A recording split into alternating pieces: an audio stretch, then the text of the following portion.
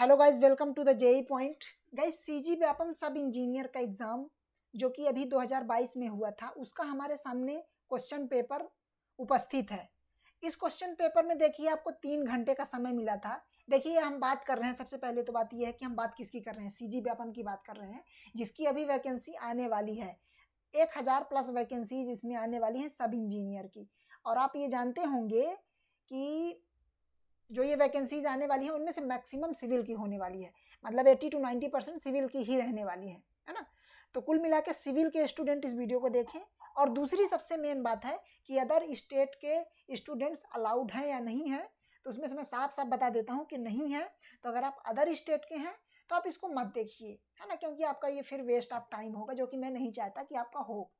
तो इसीलिए अगर आप सीजी के स्टूडेंट हैं तभी ये वीडियो देखें, अदर स्टेट के हैं तो मत देखिए। वैसे देखना हो तो देख सकते हैं, क्योंकि ये अभी 100% नहीं कहा जा सकता। हो सकता है कुछ सरकार कुछ उसमें फेरबदल कर दे, पिछली बार नहीं था लेकिन इस बार हो सकता है कुछ फेरबदल कर दे और उनको भी अलाउ कर दे, है ना। तो इसीलिए पेपर की मैं जो एनालिसिस करने जा रहा हूँ उसकी आप देखिए ये पेपर कैसा था, कैसा आया हुआ था, कैसा पेपर आ सकता। मैक्सिमम पॉसिबिलिटी यही है कि जैसा पेपर पहले था वैसा ही पेपर अभी भी आने वाला है, कोई इसमें सिलेबस में कोई खास चेंज नहीं होगा। तो देखिए 3 घंटे का समय दिया गया था और इसमें से 150 क्वेश्चन 150 क्वेश्चंस पूछे गए थे, जिसमें से इसमें से लगभग आपके 100 क्वेश्चंस ये आपके टेक्निकल के थे, है ना। 100 क्वेश्चंस आपके टेक्निकल के थे, मतलब आपका सिविल था तो सिविल का था, है ना। और बाकी जो 50 क्वेश्चन थे उसमें नॉन टेक का था। नॉन टेक के अंदर ये 4 पोर्शन थे, है ना। उसमें से पहला था सामान्य ज्ञान, मतलब कि वही जनरल नॉलेज था। कंप्यूटर से था, है ना, मतलब 15 क्वेश्चन इससे थे, 15 क्वेश्चन इससे थे। और रीजनिंग के 10 क्वेश्चन थे, रीजनिंग के 10 क्वेश्चन थे। और 10 क्वेश्चन थे पद के कार्य से संबंधित। पद के कार्य से संबंधित जैसे मान लीजिए अगर आप सिविल की पोस्ट है ना, तो उससे रिलेटेड कुछ आपको नॉलेज होना चाहिए, जो कि मतलब कुल मिला के आप ये समझिए टेक्निकल का ही है ना। General knowledge related to work of applied post, जैसे मान लीजिए आपने अप्लाई किया है WRD में, है ना। WRD मतलब वाटर रिसोर्स डिपार्टमेंट में। तो वाटर रिसोर्स डिपार्टमेंट में क्या क्या काम होते हैं, कौन कौन सी योजनाएं हैं, मतलब इनके बारे में बेसिक नॉलेज आपका होना चाहिए। मान लो आपने अगर अप्लाई किया है RES में, तो RES के लिए सरकार ने कौन कौन सी योजनाएं लॉन्च करी हैं, क्या क्या चल रहा है वहाँ के विकास के लिए, है ना। सब इंजीनियर के प्रति आपकी क्या जिम्मेदारी है वहाँ, ये सारी नॉलेज आपके पास होनी चाहिए, ठीक है ना। तो ये तो एक ब्रीफ नॉलेज हुआ, जो कि ये पेपर का एक मैंने ब्रीफ नॉलेज दिया है। चलिए थोड़ा सा पेपर को डिटेल में देखते हैं कि पेपर कैसा आया था और कैसे पेपर आ सकता है और आपको कैसे तैयारी करनी होगी, है ना। क्योंकि आप यकीन मानिए अभी जो टाइम है ये आपके लिए बहुत अच्छा टाइम है। आप अगर सीजी के एस्पिरेंट हैं तो आप तो पूरी तरह से SSC जेई वगैरह किनारे कर सकते हैं। और क्योंकि देखिए SSC जेई में आपके 2 फेज में एग्जाम हो रहे हैं, है ना। SSC जेई में अगर आप देखते हैं तो 2 फेज में है, प्लस वहाँ कंपटीशन भी बहुत है। यहाँ कंपटीशन आपका केवल सीजी के लोगों से है ना, मतलब सीजी के एस्पिरेंट रहेंगे। तो यहाँ पर कंपटीशन कहीं ना कहीं बहुत ज़्यादा कम रहने वाला है, तो आपको इसमें बहुत अच्छे से ध्यान देना है। हमने देखा कि अभी MP में जो पिछले साल एग्जाम हुआ था उसमें केवल और केवल 40 में से 1 का कंपटीशन था, मतलब कि कुल 80,000 लोगों ने एग्जाम दिया था और जिसमें से 2,000 लोगों का लगभग सिलेक्शन हुआ।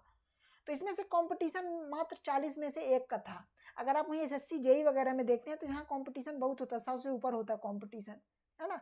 और 2-3 फेज में एग्जाम होता है, 2 फेज में। तो ये सारी चीज़ें हो जाती है, इसीलिए आपको ये मौका बिल्कुल नहीं छोड़ना है। पूरी तरह से लग जाइए अभी से। अगर अभी तक आपने तैयारी शुरू नहीं की है तो अभी से कर लीजिए। इसके रिगार्डिंग क्या क्या कंटेंट करना है, इसके रिगार्डिंग हम आपको कुछ इसके रिगार्डिंग गाइडेंस आपको प्रोवाइड कर दी जाएगी। जो भी होगा आप टेलीग्राम ग्रुप ज्वाइन कर लीजिए, वहाँ सब कुछ आपको बताया जाएगा। तो चलिए थोड़ा सा ज़्यादा टाइम न लेते हुए सीधे पेपर की तरफ चलते हैं कि पेपर कैसा था, है ना। चलिए मैं डायरेक्ट ऊपर पेपर के एकदम डायरेक्ट ऊपर आ जाता हूँ। ये मैंने आपको बेसिक इन्फॉर्मेशन दे दी थी, है ना। चलिए ये मैं डायरेक्ट पेपर के ऊपर आ गया, है ना। इसमें वही है कि ये है मतलब कंप्यूटर बेस्ड एग्जाम नहीं है, ये आपका एग्जाम है पेन पेपर बेस्ड, वही मतलब OMR शीट बेस्ड, है ना। और इसमें जगह भी रहती है रफ कार्य के लिए। और यहाँ से देखिए सामान्य ज्ञान, सामान्य ज्ञान में लगभग सीजी से रिलेटेड ही क्वेश्चंस पूछे गए हैं ना। जैसे अगर आप देख लीजिए छत्तीसगढ़ में कौन सा महोत्सव मनाया गया है ना, छत्तीसगढ़ का यह 94th एकेडमिक अवार्ड में सर्वश्रेष्ठ पिक्चर का खिताब किसे प्राप्त हुआ, है ना। मतलब ये देखिए करंट अफेयर से रिलेटेड है ना। सावरकर प्रख्यात लेखक द्वारा लिखी गई है ना, ये किसके द्वारा लिखी गई है? देखिए सभी क्वेश्चंस वही बेसिक क्वेश्चंस दिए गए हैं। ऑपरेशन गंगा है ना, यूक्रेन से भारतीयों को लाने के लिए कौन सा ऑपरेशन गंगा चलाया गया था ना, है ना। तो देखिए ये हम करेंगे। और अगर आप चाहते हैं कि इसके रिगार्डिंग हम कोई एक ऐसी स्ट्रेटेजी लाएं कि जिसमें लास्ट 2 महीने में, क्योंकि इसमें बहुत ज़्यादा समय नहीं मिलेगा, पिछली बार भी जो एग्ज़ाम आया था उसमें लगभग आपको 1 मंथ का समय मिला था, मतलब कहना चाहिए 2 मंथ के अंदर अंदर पेपर हो गया था, है ना, फॉर्म अप्लाई होने से पहले, है ना, फॉर्म अप्लाई होने से लेकर के। तो आपको ज़्यादा टाइम नहीं मिलेगा, तो उसी के रिगार्डिंग आपको यहाँ तैयार रहना है। ये देखिए आपके 15 क्वेश्चन इसके रहने वाले हैं। और फिर देखो 16वें क्वेश्चन से आपका कंप्यूटर नॉलेज आ गया। कंप्यूटर में ही बेसिक कंप्यूटर नॉलेज आपको देखना है ना। देखिए बेसिक क्वेश्चंस हैं। ये पेपर मैं आपको दे दूंगा, आप टेलीग्राम चैनल ज्वाइन कर लीजिएगा, वहाँ आपको ये पेपर मिल जाएगा। टेलीग्राम चैनल में आपको डायरेक्टली ये पेपर मिल जाएगा। ये देखिए इस पेपर का हम एक डिटेल्ड एनालिसिस भी लाएंगे सब्जेक्ट वाइज प्रॉपर सिविल का, कि सिविल के अंदर कैसे कैसे सब्जेक्ट से इनका पूछा जाता है, क्या क्या वेटेज रहता है ना। जो भी वेटेज रहता है वो हम प्रॉपर उसको लाएंगे, तो उसको आप देखते रहिएगा। अब देखिए रीजनिंग इसमें जरूर थोड़ा सा बहुत ज़्यादा वास्ट दे दिया गया है, मतलब इसके टॉपिक्स बहुत ज़्यादा है, वास्ट है, मतलब सारे टॉपिक्स को लगभग कवर कर दिया गया है। ये देखिए रीजनिंग के बाद अपना आ जाता है फिर वही सिविल इंजीनियरिंग सब्जेक्ट रिलेटेड, वो एकदम क्वेश्चन तो देखिए बेसिक है, थोड़ा प्रैक्टिकल टाइप में है ना। अगर आप प्रैक्टिकली थोड़ा सा कुछ विजुअलाइज कर पाते हैं तो आप इसको अच्छे से कर लेंगे। ये अपना सिविल इंजीनियरिंग का आ गया है, ठीक है ना। तो इसमें सिविल इंजीनियरिंग में देखिए हिंदी इंग्लिश दोनों में लिखा हुआ है ना। ये बीम रिलेटेड क्वेश्चन हैं, सब DBMD इरिगेशन का क्वेश्चन है। Workability of concrete can be measured by slump compaction test, factor test, VV test, है ना। चलिए अगर आप लोग चाहते हैं कि इस पेपर को हम सॉल्व कराएं, इस पेपर का हम एक एनालिसिस दें कि कौन से कितने क्वेश्चंस लगभग रहे हैं, कौन से पोर्शन से ज़्यादा क्वेश्चंस पूछे गए हैं, तो आप इसके लिए हमें कमेंट करके बताइए। ये मैं जस्ट आपको पेपर एक दिखा रहा हूँ। ये वीडियो बनाने का मेन मकसद ये है कि इसमें इसकी इम्पोर्टेंस बताना कि ये एग्ज़ाम बहुत ज़्यादा इम्पोर्टेंट है और बहुत ही कहना चाहिए कंपटीशन इसमें काफ़ी लेस कंपटीशन है as compare to other exams.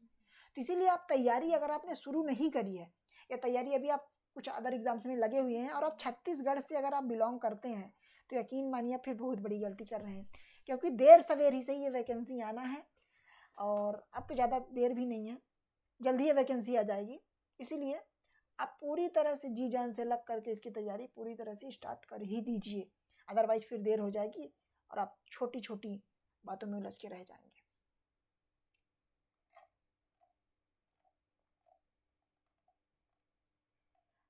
अगले वीडियो में हम लाएंगे, ये देखिए आप सारे क्वेश्चन बहुत ही सिंपल बेसिक क्वेश्चन हैं। अगले वीडियो में मैं लाऊंगा, ज़्यादा इसमें टाइम अभी लग जाएगा, मैं एक एक क्वेश्चन को भी करूंगा तो, है ना। अगले वीडियो में हम लाने वाले हैं इसका सलूशन मतलब इसका एनालिसिस, कितने क्वेश्चंस कहाँ से पूछे गए हैं। ठीक है गाइस, थैंक यू। इस वीडियो में इतना ही, फिर इसके बाद आगे हम आपसे मिलते हैं।